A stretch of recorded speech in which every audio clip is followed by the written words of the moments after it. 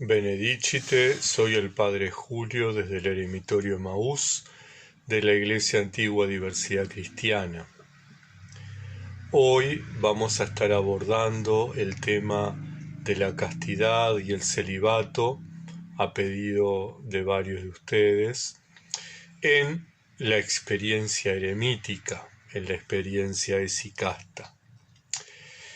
Como es un tema bastante amplio, estaremos en este primer video abordándolo en aspectos generales y en un segundo video nos vamos a detener específicamente en la doctrina, en la práctica, en las enseñanzas de los padres del desierto.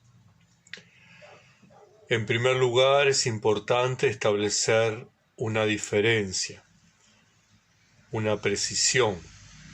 Nosotros generalmente confundimos el término castidad y el término celibato y nos referimos de forma indistinta a la misma cosa que ciertamente no es igual. Cuando estamos hablando de castidad, estamos hablando de una virtud relacionada con la templanza. Alguien que es casto se abstiene de las relaciones sexuales consideradas inmorales, consideradas ilícitas, es decir, que sí tiene prácticas sexuales dentro de lo que le es lícito, dentro de lo que la moral y la ética cristiana marcan. ¿Qué se entiende por templanza? La templanza es una cualidad humana que induce a usar las cosas con moderación. Desde la perspectiva cristiana, la templanza modera los placeres, todos los placeres, no únicamente los placeres sexuales. Es decir, que cuando estamos hablando de templanza, cuando estamos hablando de moderación de los instintos, ¿verdad? Estamos hablando, por ejemplo, de la moderación en el consumo de alcohol, la moderación en el consumo de otras sustancias, la moderación en el vestir, la moderación en el hablar, la moderación en el actuar, y no específicamente y únicamente la moderación de la práctica sexual. Y procura la templanza el equilibrio en el uso de los bienes creados, asegurando el dominio de la voluntad sobre los instintos.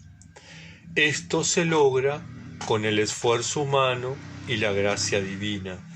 Es decir, que conjuntamente, por mi voluntad y por la asistencia divina, yo logro esa moderación.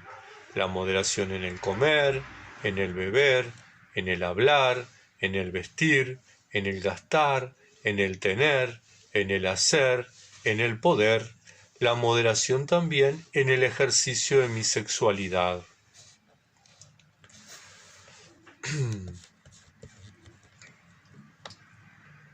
Volviendo al concepto de castidad, entendemos que desde la perspectiva etimológica es un adjetivo latino, de la palabra castus, que significa virtuoso o puro en relaciones sexuales ilegales, ilícitas, inmorales.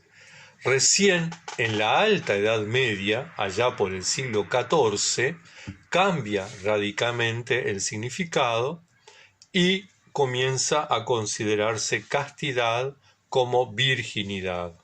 Pero tanto en las distintas comunidades de fe, como veremos ahora, como en el cristianismo, la castidad se relaciona específicamente con la moderación, la práctica de las relaciones sexuales en el ámbito legal, en el ámbito moral, en el ámbito ético cristiano. Es decir que Yo, que tengo una pareja, que estoy casado, que tengo o no hijos, tengo o no nietos, ¿verdad? Pero mi pareja y yo tenemos una práctica sexual y esa práctica sexual, cómo se desarrolla, cómo se practica, cómo se ejerce dentro del vínculo legal, dentro del vínculo reconocido por la cultura, por la religión, por la sociedad, se considera un estado de castidad. Es decir, que si yo soy fiel a mi pareja, no tengo relaciones sexuales fuera del matrimonio, fuera del vínculo de pareja, yo estoy llevando una vida casta. Si yo soy soltero, entonces, para ser casto, debo abstenerme de la práctica sexual, porque el cristianismo, al igual que otras religiones como veremos ahora, enseñan que las personas solteras deben abstenerse de la práctica sexual porque está directamente relacionada a la vida de pareja y a la fidelidad dentro de la vida de pareja.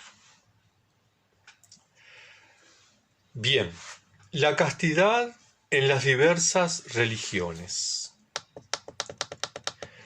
Para las religiones judía, cristiana y musulmana, la práctica sexual se limita al matrimonio. En este caso, la castidad sería la fidelidad matrimonial y un ejercicio moderado de la sexualidad. Sin embargo, para las personas solteras, como decía hace un ratito, la castidad equivale a la abstinencia sexual. ¿Por qué? Porque justamente el ejercicio sexual, la práctica de la sexualidad, se limita al matrimonio dentro de estas tres religiones abrahámicas, ¿verdad? Descendientes de Abraham, derivadas de Abraham, el judaísmo, el cristianismo y los musulmanes. Los actos sexuales, entonces, fuera del matrimonio, como el adulterio, la fornicación y la prostitución, se consideran inmorales. Igualmente, en otras religiones como el hinduismo, el sijismo, el jainismo, el budismo, el taoísmo, las relaciones sexuales extramatrimoniales están prohibidas, consideradas conductas inapropiadas, conductas inmorales, conductas ilícitas, por lo que, al igual que en las religiones abrahámicas, la castidad está asociada a la fidelidad matrimonial o a la abstinencia sexual en el caso de las personas solteras. Todas estas religiones, abrahámicas y no abrahámicas, son coincidentes en que, para quienes practican la vida monástica, el celibato es una parte integrante, una parte constitutiva de la vida ascética. Y cuando estamos hablando de celibato, estamos hablando de soltería y de abstinencia sexual. La práctica del celibato en las distintas religiones. Dentro de las diversas comunidades de fe, el celibato es el estado de la persona soltera, un estado que se asume libremente mediante un compromiso, es decir, yo elijo ser soltero, por lo tanto estoy eligiendo ser célibe, por lo tanto estoy renunciando al ejercicio de mi sexualidad. Tanto en el hinduismo como en el budismo, los ascetas y anacoretas, personas que llevan un estilo de vida monástica, practican el celibato y data de varios años, varios miles de años, esta práctica. Ya hacia el año 560 a.C., Siddhartha Gautama da testimonio de ello. En el judaísmo, en cambio, y en el islam sucede lo contrario. El celibato es percibido como una maldición divina, puesto que había que cumplir con el mandato divino de poblar la tierra. Recordemos el mandato de Dios a Adán y a Eva en el Génesis: creced y multiplicaos y poblad la tierra. Recordemos la promesa a Abraham y a los patriarcas: haré tu descendencia numerosa como las estrellas del cielo, como las arenas del mar. En cambio, la virginidad y la soltería eran consideradas como una maldición. La esterilidad también.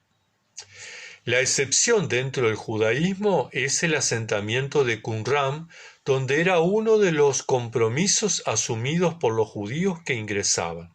Es decir, que para ingresar a la comunidad del Qumran había que hacer el compromiso de celibato, vivir célibe, vivir soltero. Pero es esa mínima porción del pueblo judío que miraba y aceptaba con buenos ojos el celibato. La gran mayoría del pueblo judío y la gran mayoría del Islam consideran una maldición la soltería, la virginidad o la esterilidad. A pesar de que el cristianismo tiene una gran influencia del judaísmo, por gestarse dentro del judaísmo, ¿verdad? En este punto resulta novedosa la enseñanza de Jesús Cristo en Mateo 19, versículos 10 al 12. Dice así: le dijeron sus discípulos: si así es la condición del hombre con su mujer, no conviene casarse. Entonces él les dijo: no todos son capaces de recibir esto, sino aquellos a quienes es dado. Pues hay eunucos que nacieron así del seno materno, y hay eunucos hechos por los hombres, y hay eunucos que se hicieron tales a sí mismos por el reino de los cielos. El que sea capaz de recibir esto, que lo reciba. Jesús lanza una invitación a mantenerse célibe por el reino de Dios, el reinado de Dios en este mundo.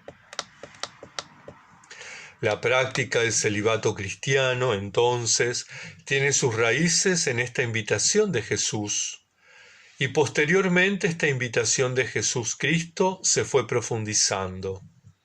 El apóstol Pablo escribía a la iglesia de Corinto en la primera carta, en el capítulo 7, versículo 32.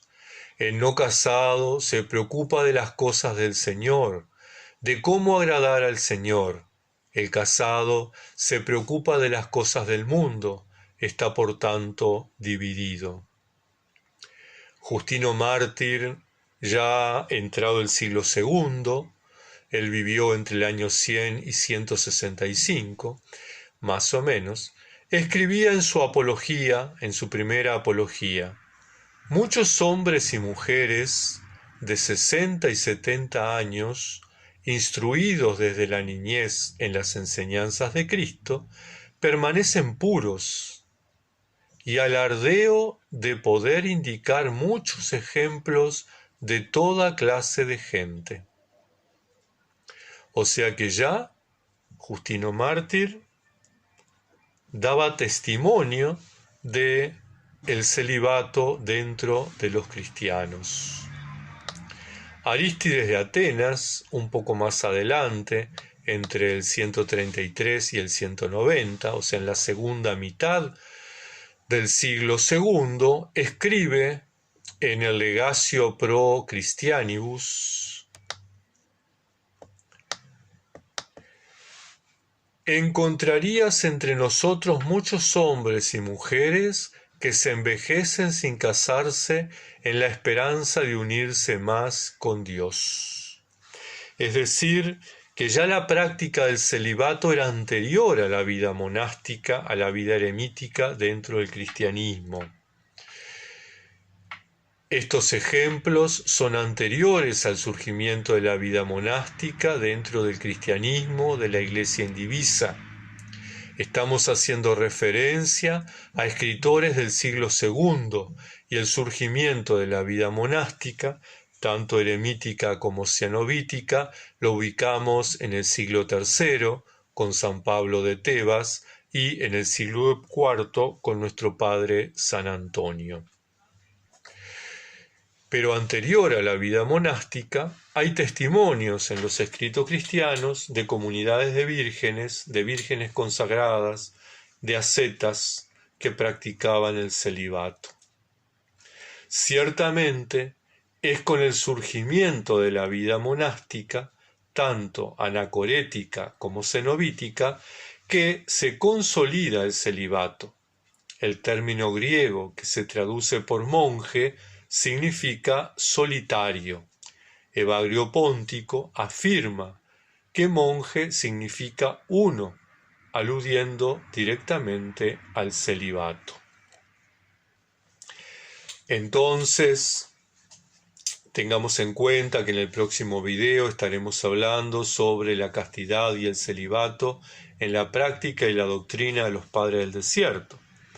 Aquí detengámonos simplemente en algunas ideas que debemos reforzar. La castidad es una respuesta moral, una respuesta ética, una respuesta de fidelidad. Si yo estoy casado, ejercito mi sexualidad con mi pareja. Si yo estoy soltero, me abstengo de la práctica sexual, porque la ética cristiana dice que la sexualidad debe ejercerse dentro de la vida de pareja, dentro del matrimonio. Otro aspecto importante, si yo soy soltero y elijo vivir soltero, y elijo consagrar ese celibato a Dios, es importante que tenga en cuenta que no solo soy célibe y no solo soy casto, si estoy casado, por mantenerme fiel o por abstenerme de la práctica sexual. También es una actitud interior. Tengamos en cuenta aquella enseñanza de Jesús, ¿verdad? Uno puede pecar con el pensamiento, puede pecar con los sentimientos. Yo puedo consentir, puedo desear la mujer ajena, puedo desear el hombre ajeno, puedo desear aquella persona que me agrada, puedo disfrutar en mi cabeza, puedo sentir en mi corazón, y eso me hace a mí adúltero o fornicario, dependiendo si estoy casado o no, aunque me mantenga virgen corporalmente, aunque me mantenga célibe corporalmente, aunque sea fiel en la práctica sexual con mi pareja. Ciertamente quienes elegimos la vida eremítica urbana, al igual que los padres que se retiraban al desierto para luchar contra las distintas pasiones, ¿verdad? Nosotros en este momento estamos como muy tentados, muy expuestos, no solo a lo que sucede en la ciudad, a la movilidad de gente, estamos expuestos a este aparatito de la internet, a la pornografía, ¿verdad? A todos los servicios sexuales que ofrece la internet, los medios de comunicación. Es importante que tengamos en cuenta que elegimos este estilo de vida. Nadie nos lo impuso, nadie nos obligó. Nosotros elegimos vivir con esta persona. Nosotros elegimos formar una pareja con esta persona. Nosotros elegimos armar un proyecto de vida con esta persona. O nosotros elegimos vivir en soledad, sin pareja. Nadie nos obligó ni a una cosa ni a otra, por lo tanto tenemos que ser coherentes en ese sentido. Es importante, tal vez, para quienes recién se están iniciando en la vida eremítica, para quienes se sienten muy expuestos, muy tentados, muy condicionados por el entorno, la enseñanza, la práctica de algunas comunidades terapéuticas en otros ámbitos, de otros temas, el solo por hoy, ¿verdad? El solo por hoy de los alcohólicos anónimos, el solo por hoy de los narcóticos anónimos, sirve para nosotros que por ahí nos sentimos débiles, nos sentimos tentados, nos sentimos frágiles frente a las ofertas sexuales que nos presentan los medios masivos, frente a nuestros pensamientos y nuestros sentimientos, plantearnos: solo por hoy voy a mantenerme casto, solo por hoy voy a ser fiel a mi pareja, solo por hoy voy a abstenerme de la práctica sexual porque elegí el celibato, solo por hoy. Y de alguna manera voy haciendo un hábito del solo por hoy. Pero tengamos en cuenta que somos humanos, tengamos en cuenta que somos frágiles, tengamos en cuenta que podemos caer. Y no tenemos que desesperarnos. Dice la Escritura que donde abundó el pecado, sobreabundó la gracia. Entonces, levantarnos y retomar. Tenemos que demostrarnos a nosotros mismos que podemos. Por lo tanto, voluntad, pero voluntad asistida por la gracia de Dios. Podemos, pero necesitamos la asistencia de Dios. Hermanas, hermanos, en una segunda instancia, en próximo video, estaremos conversando sobre la castidad y el celibato en la doctrina de los padres del desierto, de las madres del desierto. Que Santa María, siempre Virgen, les acompañe, les proteja, les cuide hasta el próximo encuentro.